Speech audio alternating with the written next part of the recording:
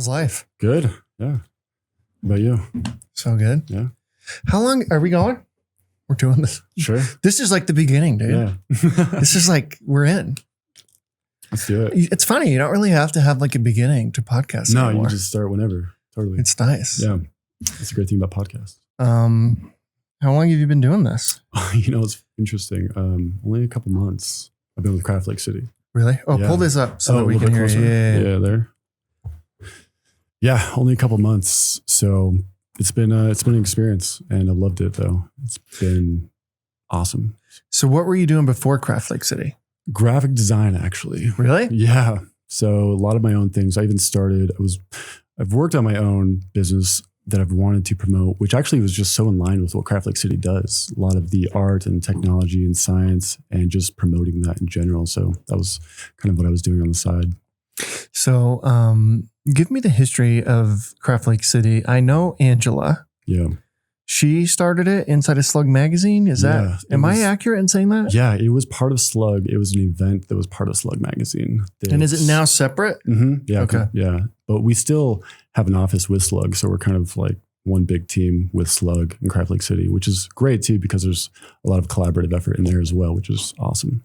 And just so people know, Slug is Salt Lake Underground Magazine, great magazine, again, run by Angela still. Yes. Mm-hmm. She's just incredible. Yeah. And love her. Known her for a long time. So how many Craft Lake Cities have there been? Events specifically, you mean? I think this year is the 17th annual. Okay. So It's been going on for a long time. Yeah, totally. Yeah. When is it? August 8th through the 10th. So it's coming up. Is it always in the summer? Yeah, it's always in August. Mm-hmm. Yeah, that makes sense. Yeah. What drove you to join and do this? Just honestly, that mission that they have is similar to what I've experienced, and it's not as prevalent as I've seen in society or around. People don't connect a lot of these areas together or see that they are important to kind of educate people on or have people experience. And it's just something that really spoke to me for sure. Just teaching and inspiring and talking about these arts and sciences and how they can inspire people in different ways was super inspiring for me. What is the mission? Tell people the mission. It is to educate, promote, and inspire local artisans through the integration of technology, science, and arts. And it's also like to elevate Utah's creative culture as well.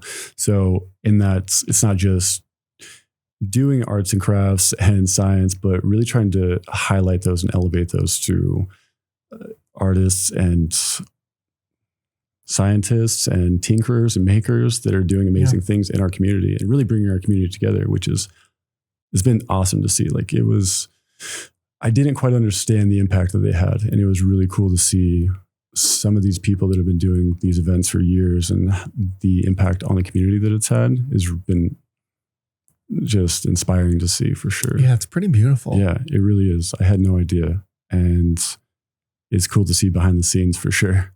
So, So, give us a sense for like, what are you working on? Like, what's driving you right now? What are you looking to build? So we are focusing on STEM, and I'm part of the Youth Entrepreneur Program as well, and our STEM area. And so the Youth Entrepreneur Program, I don't know if you're familiar with that, but that one goes over, we teach youth entrepreneurs. So kids, we have different cohorts, different groups, ages, anywhere from 6 to 12. And then we have different groups from 12 to 18.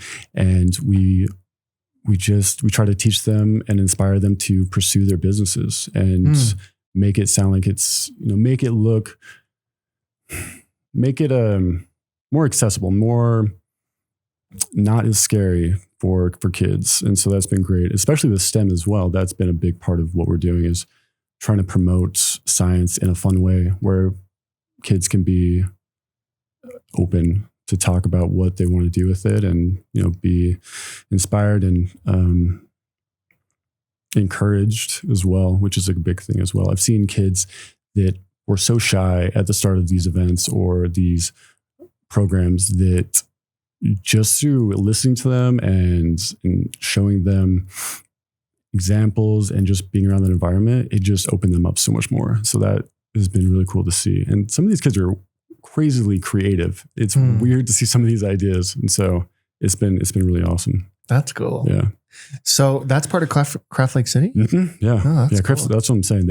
We try to do everything. It's really just this like entanglement of what it means to craft, And I think that's the biggest thing people might have a misconception about with STEM is like, why is STEM part of Craft Lake City is an interesting one. And I think that a lot of people in our society in general have this kind of separation between science and art, which for me, it's always been connected. Yeah. I think a great scientist is a great artist. And I think a great artist is a great scientist, It's all just tinkering and understanding. And I think it's just awesome what we're doing is promoting that, showing that it's all part of the same thing and that you can do all sorts of different things. Yeah, it doesn't make sense to not view them as like science is art, like you said, and art is science. Yeah. Like music is science, what I mean? Like that's literally just science. Yeah. That's math. Yeah. And then, on the science side, like some of these computer programmers, those are artists. Yeah.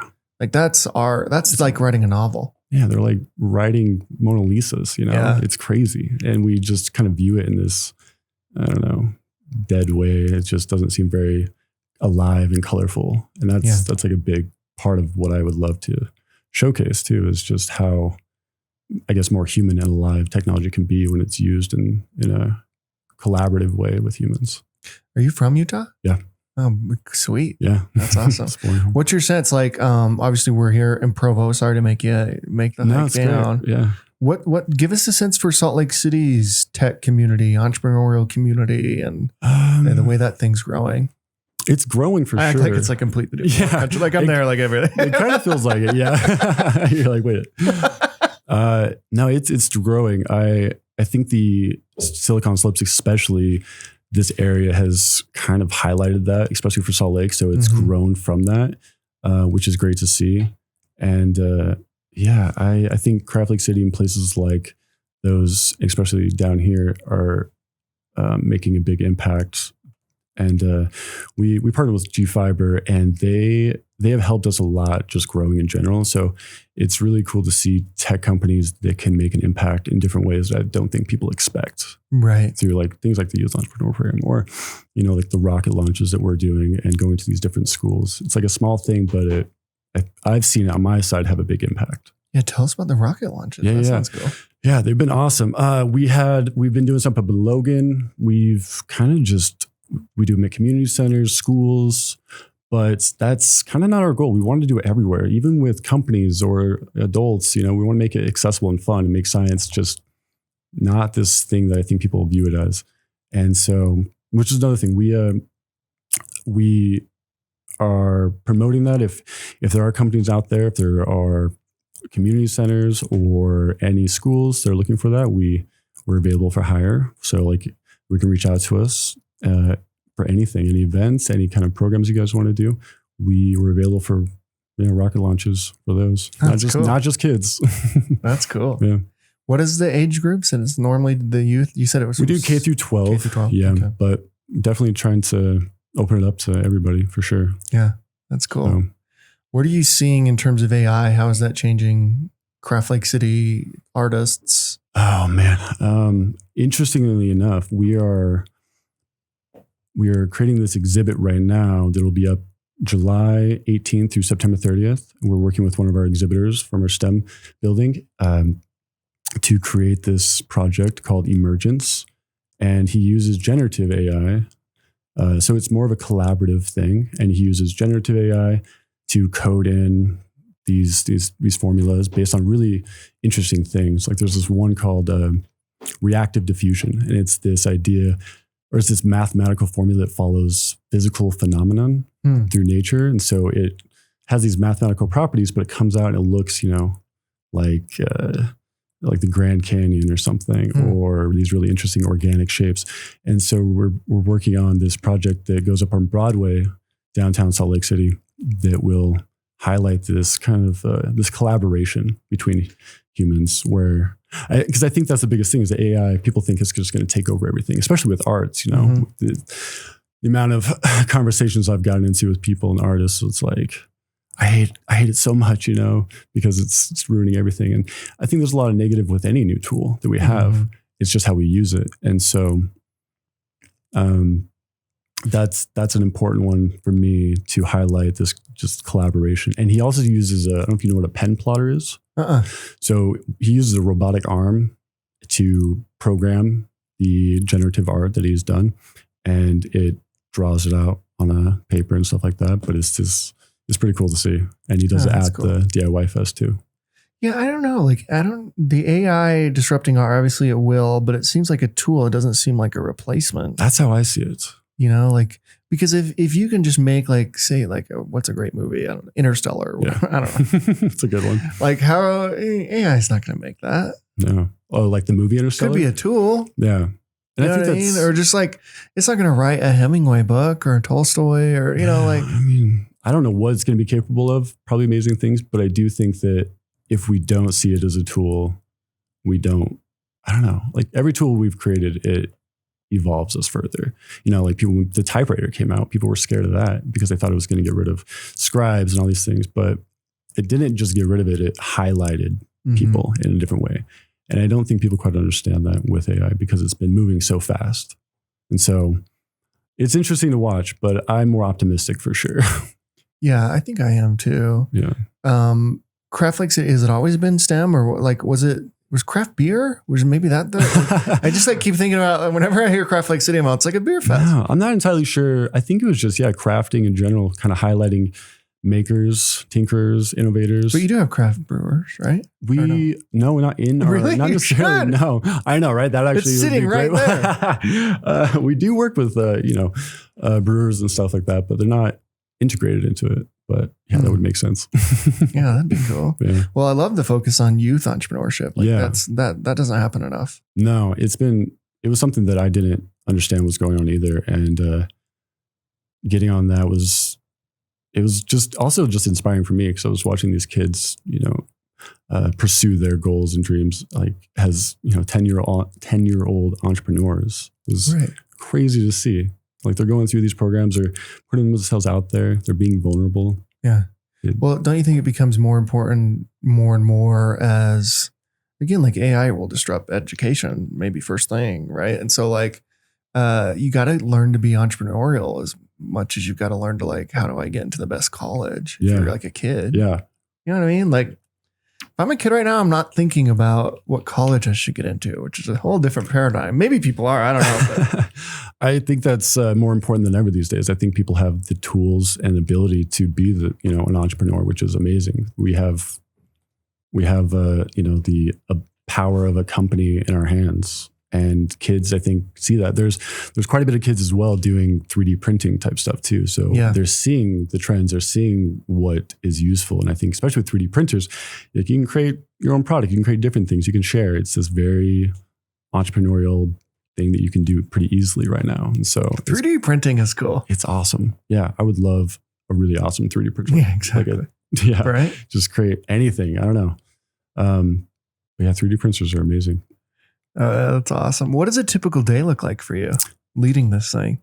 So we reach out to, anybody that might be interested, schools. A lot of schools right now will try to get involved. And right now we're actually working to get any events down here in Utah County. That's kind of a goal of ours for fall, is we have some plan for that. So like I said, we do schools, K through 12, but we're trying to open up to, work companies, other events. We've done community centers as well. So I think it'd be great to just get to anybody that would be, it's fun. I don't think people quite understand how fun they can be as well. Because you start seeing, you're like, I don't know. But like once people doing it, like even adults get really excited, and it's a good time. So we try to incorporate, the fun aspect of it, but we also do the education where we talk about the scientific principles and just all of it. And so it just really brings it together in a fun way that people can get excited about. I mean, what's not exciting about rockets? Yeah. Yeah. So Yeah. That's cool. That's very cool, man. Yeah. Well, cool. Yeah. So the message is, hey, Utah County, get your act together. Let's get you. And the revenue model is basically like hiring you guys out to do these types of things. Exactly. Right? Yeah. There's certain prices depending, but yeah, if you just reach out to us, we can work something out. So where do people go to do that? You can go to info@Craft Lake City or STEM@Craft Lake City. Okay. Yeah. Love it, man. Yeah. What else would you have us know before we end this thing? About you, about Craft Lake City? I think just, this